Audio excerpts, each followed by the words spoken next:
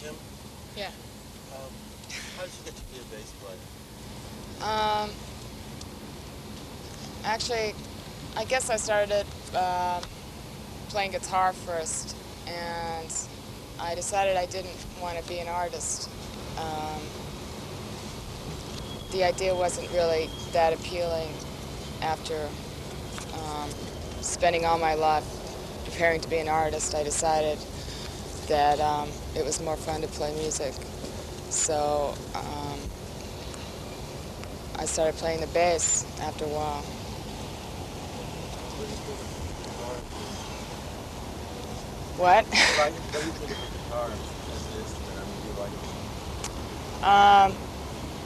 I think the guitar is essential to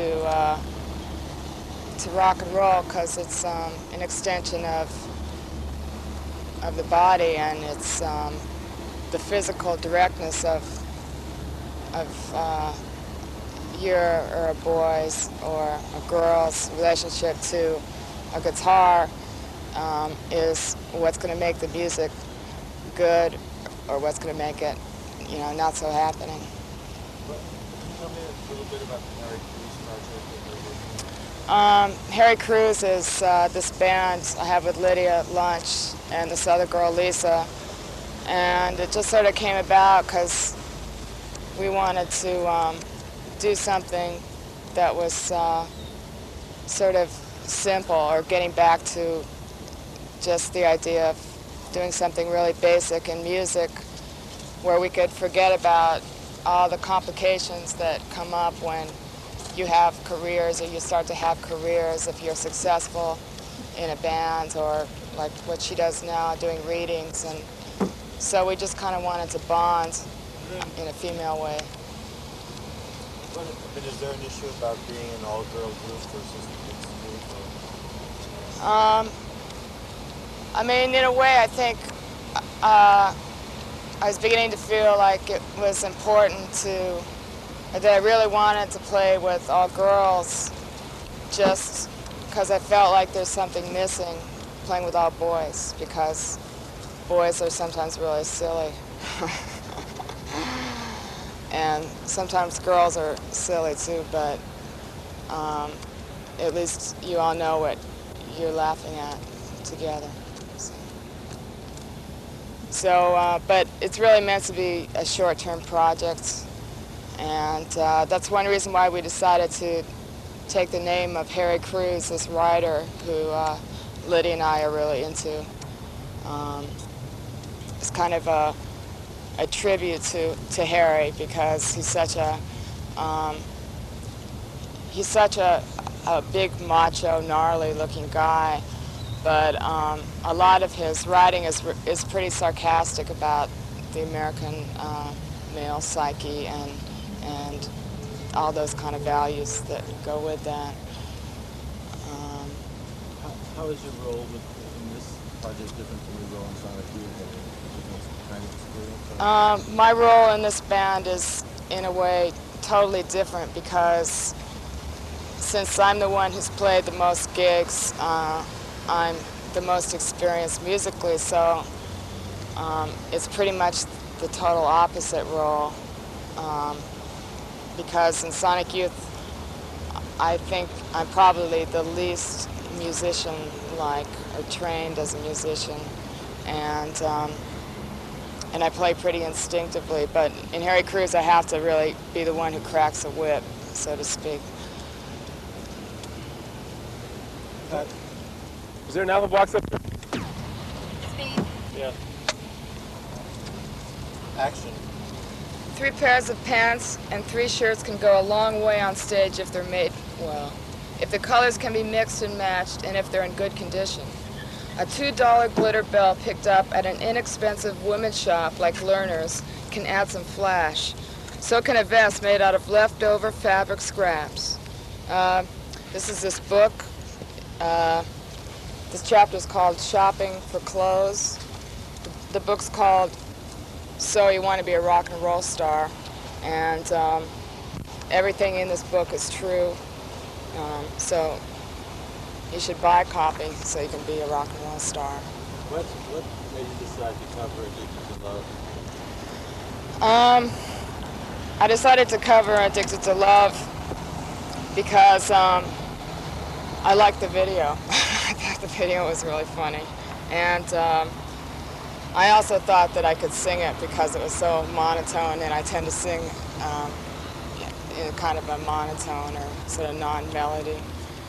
And so, but Tell a little bit about the circumstances of making it, how you did it, how I made the video? how you made the record. Oh, well, I went to one of those sing-along places on St. Mark's, and where you pay $10 and you go in, and they have the lyrics, and they put the instrumental tape in, and you sing along with the tape. And and that was fun, but it wasn't quite right. So I took the tape to the studio and redid it there, and we put a snare on and sped it up. But so when it came time to do the video, I decided to go to Macy's, because Macy's has one of those video places where you go in and you pick your background, and for $18 you can walk out 5 minutes later with MTV broadcast quality tape. So. Can you tell me a little bit about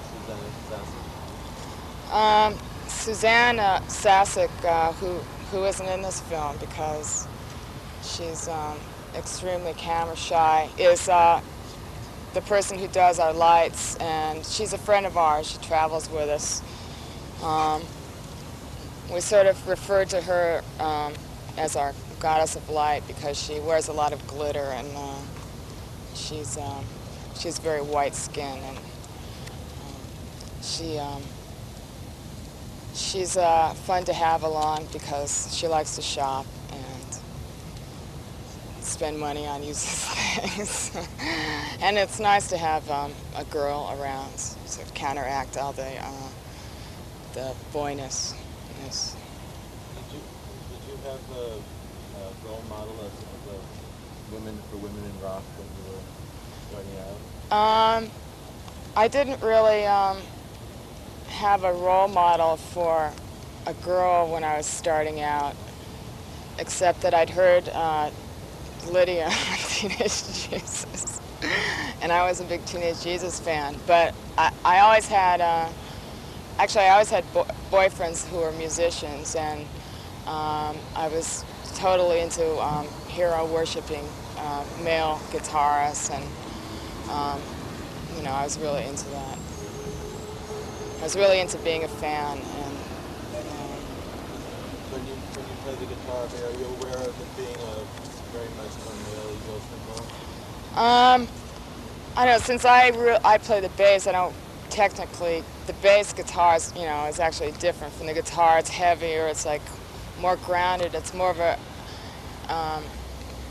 people always say, well, why do girls always play bass? And I don't know why, but somehow in punk rock, I mean, just like girls started playing bass, and